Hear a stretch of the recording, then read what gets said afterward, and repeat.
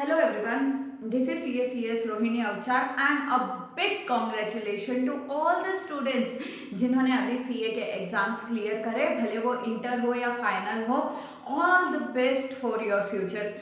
And now in this video we are going to talk about those students जो कि इस बार CA का exams clear नहीं कर पाए. और ये कोई बहुत बड़ी बात नहीं हो गई या कोई बहुत बड़ा फेल्योर नहीं हो गया. रीजन भी ऑलमोस्ट 90% ऑफ द बच्चे नहीं क्लियर कर पाए. So it is very basic thing. लेकिन yes, now we need to prepare for the exams and we need to come in that 10% जहां हम अगली बार क्लियर होने चाहिए सीए के एग्जाम्स. सो मैं कुछ फ्यू टिप्स आपको देना चाहूंगी जिससे आपको कहीं ना कहीं आपकी पढ़ाई में मदद मिलेगी. क्योंकि सब कहते हैं कि पढ़ाई जरूर करो, पढ़ाई करो, पढ़ाई करो, लेकिन पढ़े कैसे वो तो कोई डिस्कस करो. तो आज के इस वीडियो के अंदर हम डिस्कस करेंगे कि आपको आपकी आज की डेट से लेके एग्जाम्स तक कैसे प्रिपरेशन करनी है, क्या ऐसे पॉइंट्स हैं जो आपको ध्यान में रखने हैं. सो फर्स्ट थिंग, सबसे पहले जो आपको करना है बेटा, वो करना है आपको आपके आंसर कॉपी मंगानी है आईसीएआई से. जो फर्स्ट चीज आपको करनी है बेटा वो ये करना है कि आपको इंस्टीट्यूट ऑफ चार्टर्ड अकाउंटेंट पे अपनी कॉपी वापस मंगानी है. आपको देखना है कि आपने क्या आंसर्स लिखे हैं, और सिर्फ देखना नहीं है, इसको कंपेयर करना है आपको सजेस्टेड आंसर्स जो कि इंस्टीट्यूट ने दिए हैं कॉपी चेक करते टाइम, ताकि आपको डिफरेंस पता चलेगा कि क्या इंस्टीट्यूट आंसर चाहता था और आपने क्या आंसर लिखा है. सेकेंड थिंग, आपको जो पढ़ाई करनी है, आपको इंस्टीट्यूट का मटेरियल जरूर रेफर करना है अपने एग्जाम्स के प्रिपरेशन के लिए. क्योंकि जनरली जो सजेस्टेड आंसर बनेगा वो बनेगा आपके इंस्टीट्यूट के मटेरियल से. और अगर आपका आंसर इंस्टीट्यूट के मटेरियल से कॉपी बोल लो या सिमिलर भी आता है तो आपको मार्क्स मिलने के चांसेस ज्यादा हो जाते हैं.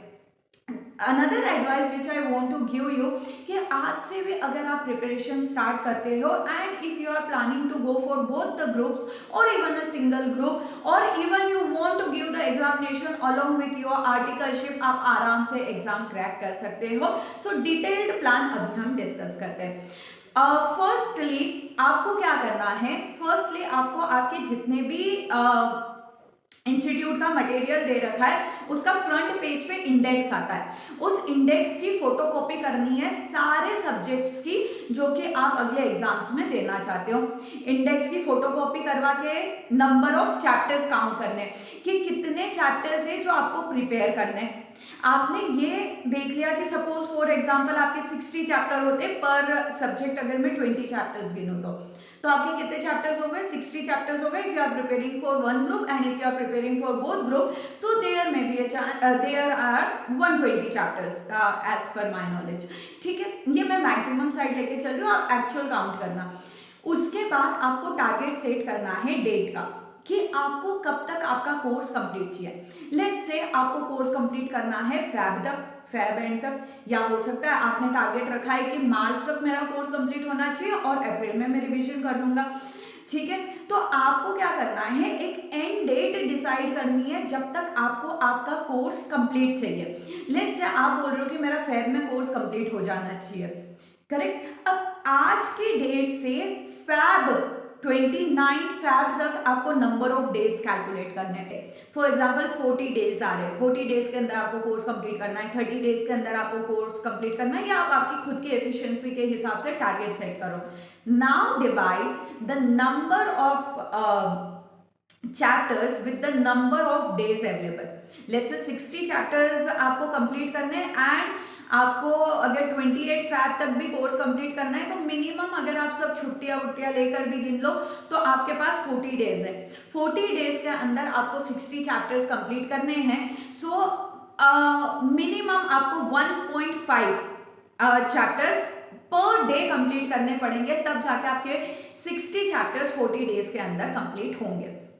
करेक्ट. अब वही आपको अगर बोथ ग्रुप क्लियर करना है तो क्या करना होगा, आपको 120/40 करना है. तो ऑन एन एवरेज आपको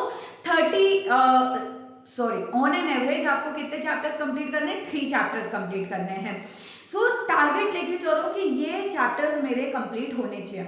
अब कुछ चैप्टर्स ऐसे होते हैं जो कि बहुत बड़े होते हैं, जो हमको लेंदी रखते हैं, और कुछ चैप्टर बहुत छोटे होते हैं। So make a combination of the chapter, जो छोटा है और जो बड़ा है उनका कॉम्बिनेशन बनाओ, लेकिन रोज का जो आपका टारगेट सेट है, whether it will B 1.5 chapter और 3 चैप्टर आपको कंप्लीट करना है। अब जो बच्चे आर्टिकलशिप के अंदर जाते हैं वो बोल रहे हैं कि ma'am it will be so difficult to us, कि हम कैसे कंप्लीट करेंगे। So let's talk about the schedule.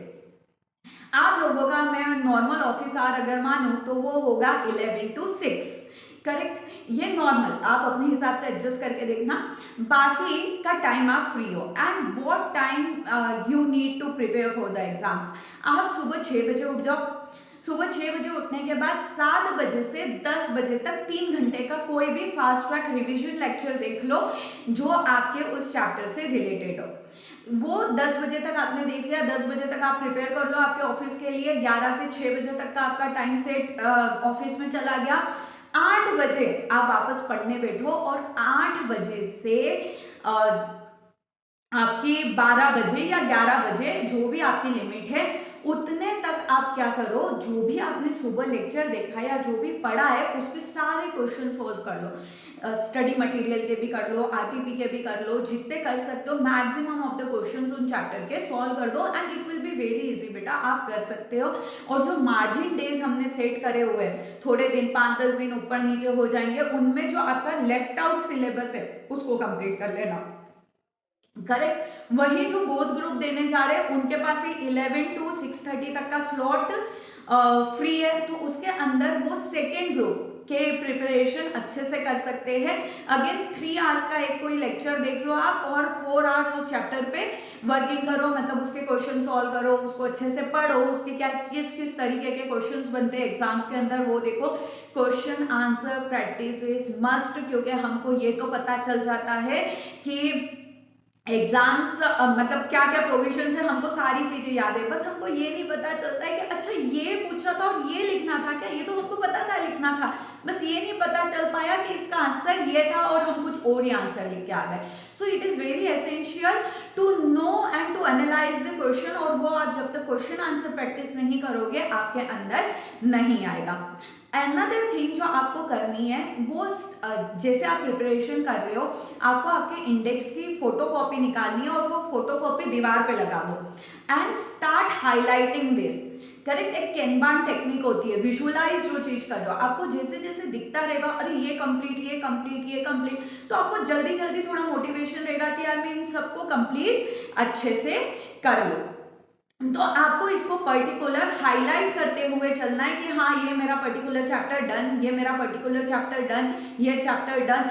तो और डेली एक रिपोर्ट कार्ड बनाओ। फॉर एग्जाम्पल एक पेपर लो, डेट लिखो, डेट एंड इधर सब्जेक्ट्स लिख लो कि कितने चैप्टर्स आज मैं कंप्लीट कर रही हूँ, और हर डेट पे टिक करो 1 2 3 target complete, 1 2 target note complete, 1 left, ताकि कभी आपको मार्जिन टाइम मिल रहा है उसमें वो कंप्लीट करो, और रोज का टारगेट रोज अचीव करने की कोशिश करो ताकि आपका कोई भी सिलेबस अक्यूमुलेट नहीं हो।